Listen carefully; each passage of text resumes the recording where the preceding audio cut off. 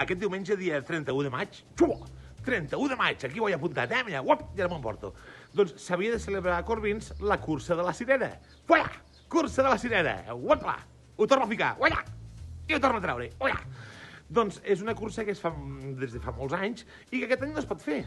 Per què? Doncs perquè estem en desconfinament, que si uns estan en fase 1, els altres en fase 2, i a la gent de l'organització se'ls ha quedat com un mal gust de boca, perquè cada any amb els diners de les inscripcions fan un donatiu a una ONG o a una fundació, i aquest any els diners anaven destinats a la Fundació Arrels Sant Ignasi, que ajuda els més necessitats. Llavors, els organitzadors han tingut una idea, i és que la gent s'inscrigui igualment. I dius, perdona, ens hem d'inscriure a una cursa que no se celebrarà? M'ho expliques això, si us plau? Molt senzill.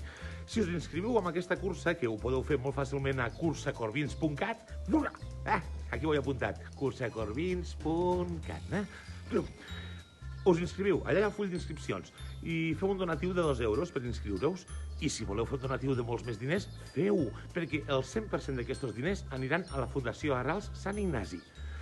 I, a part, quan l'any que ve esperem que ja es pugui celebrar la cursa, el 2021, a la inscripció us faran un descompte de 2 euros. O sigui, és com si aquest any ja adelantéssim aquests diners per l'any que ve i puguem fer el donatiu a la Fundació Arrels, que tant ho necessiten. D'acord? A part, a tots els que us inscriviu, entreu en un sorteig de molts regals, entre ells cireres de Corbins, les millors cireres del món. Vinga, va, apunteu-vos-hi a cursacorbins.cat. Acabo el vídeo i ho deixo escrit perquè us en recordeu, vale?